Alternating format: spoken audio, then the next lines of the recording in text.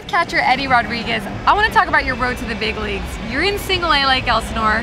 All of a sudden the next day you're in Cincinnati. You're about to play a major league game that week. What is going through your head?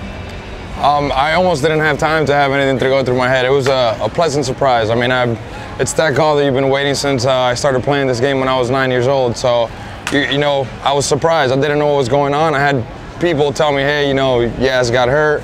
There's shuffle gonna be. I go, all right. I mean, I've played this game long enough now to know that you can't worry about what's going on in front of you.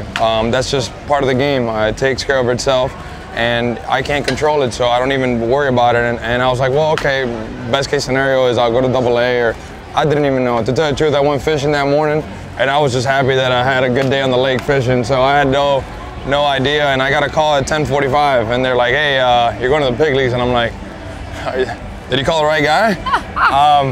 But it's a culmination of a lot of stuff and a lot of things that I've gone through in my career, and a lot of hard work from my family to put me in the situation that I'm in right now. I've had a smile since I got here from ear to ear, and it hasn't changed since the minute I got the news.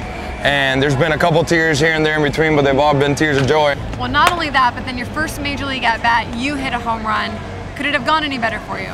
I couldn't have scripted it like that. The night before, I was in the hole to pinch hit against Chapman. Yeah. So that would have been interesting. Chapman was a guy that I know and I've caught before and back home, but that would have been a tough challenge. And then I get Johnny Cueto, which is, you know, a possible Cy Young winner. Yes. An outstanding pitcher. Already, you know, I think he might even be younger than me. He's had a great career so far. So I just really, I'm at that point where I knew I had nothing to lose. You're from Cuba.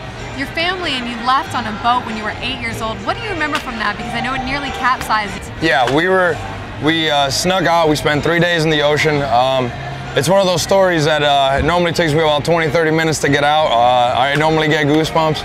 I was 8 years old, and I couldn't be happier or more grateful, I guess, to my parents for taking that opportunity. I mean, I wouldn't have played baseball in Cuba just because where I was. I lived out in the country. I'm a little different story than Yaz and Yonder, just because they're more from the city, and I know that it wasn't easy for them to get that flight over here. So regardless, I mean, we're all living the American dream since getting here. What's your relationship with Yonder?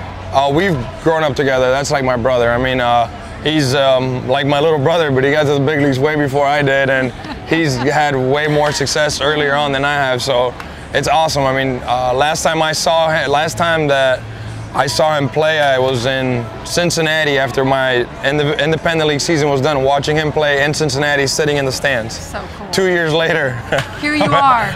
It's a whole different situation. Teammates now. Yes. All right, fishing. This is your hobby. This is your passion, right? How often do you fish? What do you catch?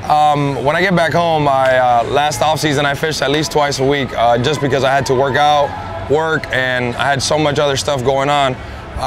This off season, it's going to be a little different. I'm going to even get more after it. I just got to make sure that, you know, the most important thing for me is getting ready for the season, but I know that after I get back, there's about a month there where I won't do anything. And I mean, there's 30 days in that month, about 25 of them I'm going to be on the water.